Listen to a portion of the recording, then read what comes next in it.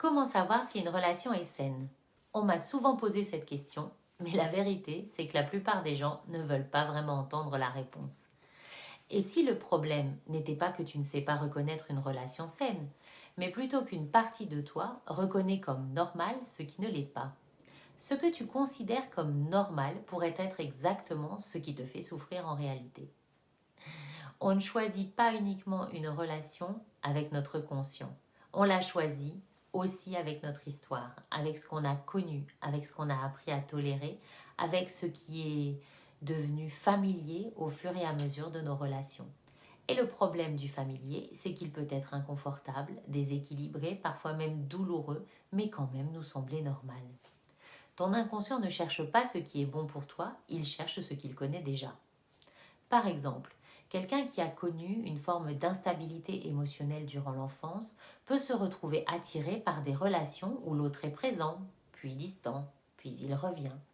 Et sans s'en rendre compte, cette personne va attendre, s'adapter, faire plus d'efforts pour retrouver des moments où ça va bien. Parce que cette incertitude, ce besoin de rattraper la relation, c'est quelque chose que son inconscient connaît déjà. Alors forcément, ça brouille les repères.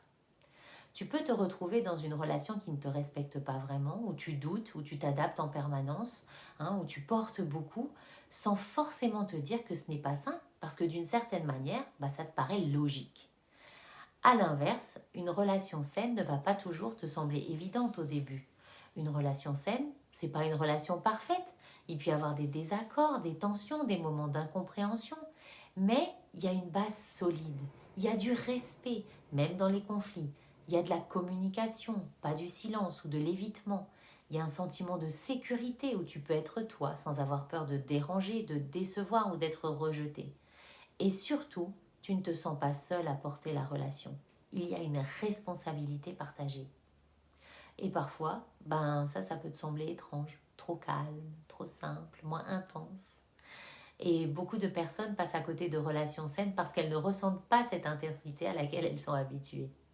Parce que ton inconscient, lui, il est habitué à autre chose, à plus de tension, plus d'incertitude, de montagnes russes émotionnelles. Alors tu peux douter et te demander si c'est vraiment fait pour toi. Mais la vraie question, ça n'est pas seulement est-ce que cette relation est saine, c'est plutôt à quoi suis-je habitué au point de considérer ça comme normal. Parce qu'une relation saine ne se reconnaît pas à l'intensité de ce que tu ressens sur le moment, mais à la stabilité, au respect et à la sécurité qu'elle construit dans le temps. Et ça, ça n'est pas inné.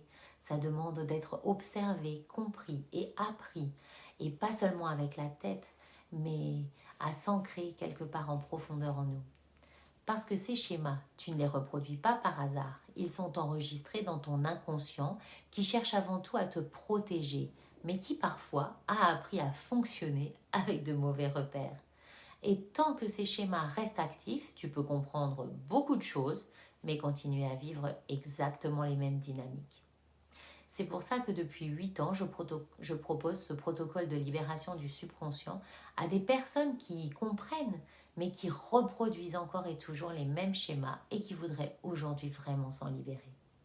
L'objectif, c'est de transformer ce qui te semble normal, mais qui te fait souffrir, pour retrouver de la clarté, de la sécurité intérieure et construire des relations qui te respectent vraiment. Si tu te reconnais dans ce que je viens de partager, ne reste pas seul avec ces schémas qui se répètent. Tu peux venir faire le point avec moi et on en discute. Parce que comprendre ne suffit pas toujours à changer. Te libérer de ton passé, c'est pas une obligation, mais rester dans les mêmes schémas, ça, c'est aussi un choix. Et c'est exactement ce choix qui va conditionner toutes tes relations futures.